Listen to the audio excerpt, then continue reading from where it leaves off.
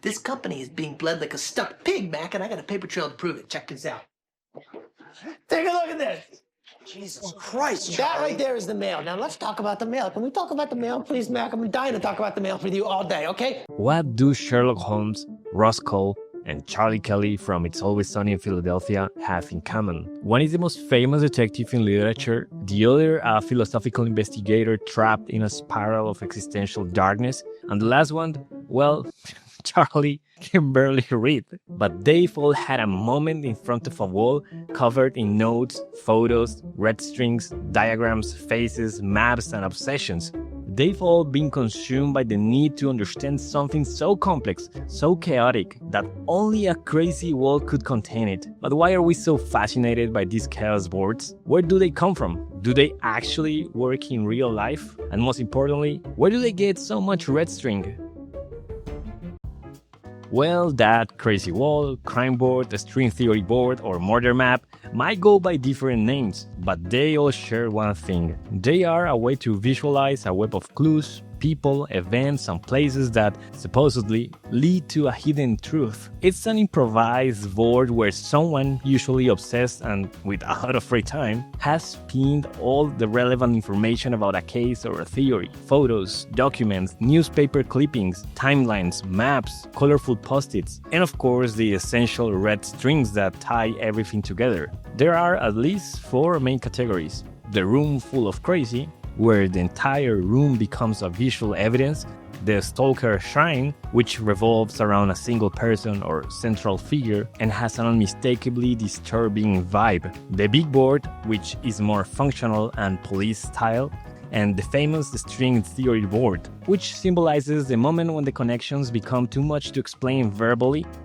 Although today, crazy walls seem to be everywhere, their history didn't begin with detectives or serial killers. One of the first iconic walls appeared in Dr. Strangelove, Stanley Kubrick's nuclear satire. There, the big board displays missile routes and military plans. There were not red strings, but there was a powerful idea, a place where all information is centralized.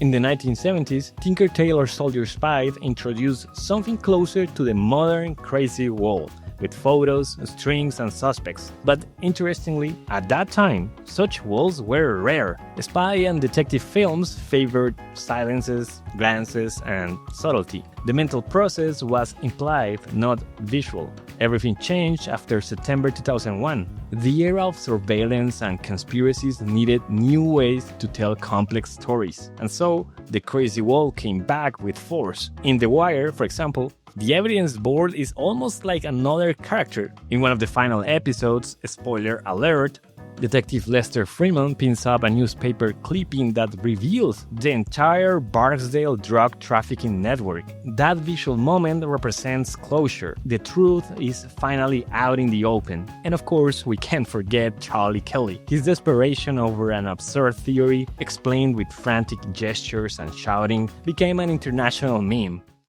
But the crazy wall phenomenon isn't limited to movies or even TV shows. In recent years, something even more surprising has happened. Ordinary people have started wanting to investigate crimes.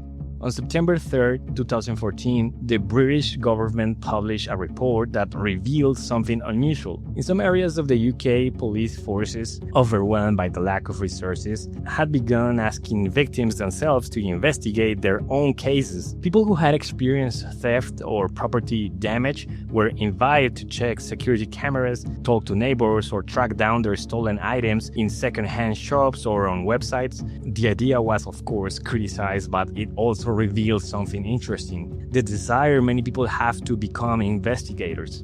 And if there was any doubt about that desire, just look at what happened with the podcast Serial, which that same year became a global phenomenon. Hosted by journalist Sarah Koenig, the series explored a real murder case that took place in Baltimore in 1999. Over 5 million people listened to it, but they didn't stop there. Thousands of listeners began building timelines, theories, digital maps, and Reddit threads with analysis of statements, locations, phone records, and timelines. Serial didn't just reignite interest in true crime. It marked the moment when crazy walls became collective and global. People conducting their own investigations from home in forums with digital tools as if they were characters in a show, only this time it was real. Okay, I think we've established that there are people at home who want to bring fiction into reality, but what about those who are actually supposed to do it? The police, investigators? Is there anyone out there who really uses this to solve crimes? The short answer?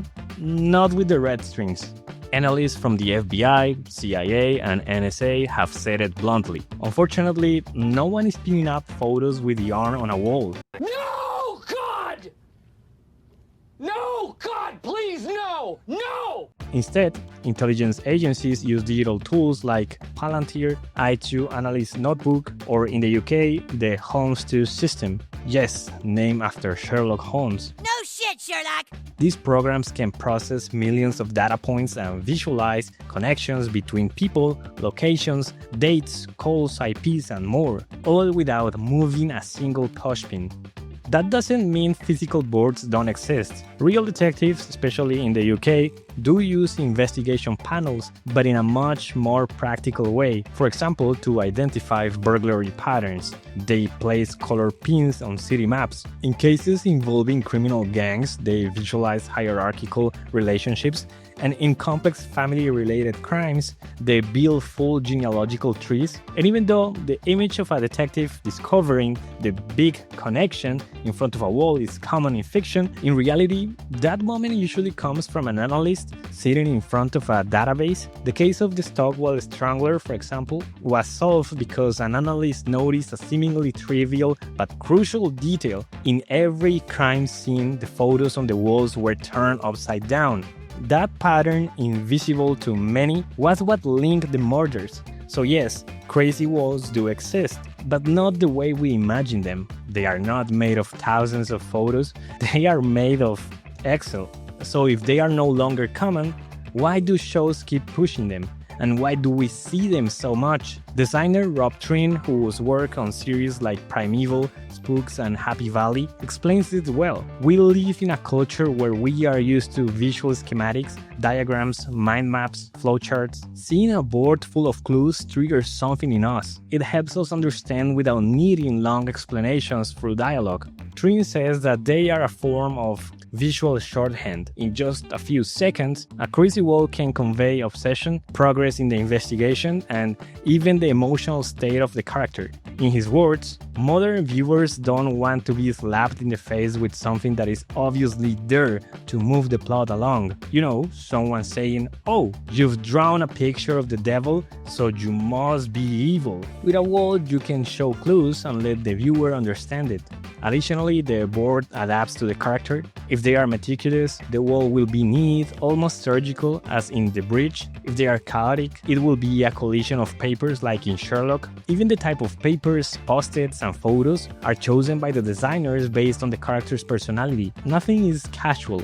But beyond its practical use, the crazy wall connects to something much more intimate, our way of thinking. Psychologist Julie Bullen, who has worked with criminals in psychiatric hospitals, explains that these walls tend to fascinate people with a specific personality profile. The MPs, according to Myers-Briggs typology, they are intuitive, creative, driven by the need to find hidden connections and deeper meanings. Their counterparts, the SJs, feel uncomfortable with that visual chaos. They prefer the concrete, the linear, the methodical. They take things step by step. For them, a crazy wall is visual noise.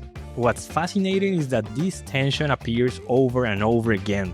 Many double acts are made up of an MP and an SJ. Steve Jobs was Apple's visionary, but Steve Wozniak was its sole programmer. And in crime drama, the pairing is very common. Holmes and Watson, Starsky and Hutch, Mulder and Scully, Rust Cohle and Marty Hart in True Detective. Today, there are entire blogs dedicated to curating examples of crazy walls in movies and TV shows, like the Phil Guyford's Tumblr, aptly called Crazy Walls. There are even interior designers joking about creating wallpaper inspired by investigation boards. And it makes sense. We've reached a point where the wall is now an aesthetic, a cultural symbol, but more importantly, a pretty funny meme. Barney, he's the guy who tipped me off to Pepe Sylvia. Barney? Who the hell is Barney? You don't see Oh, shit. What the hell did he...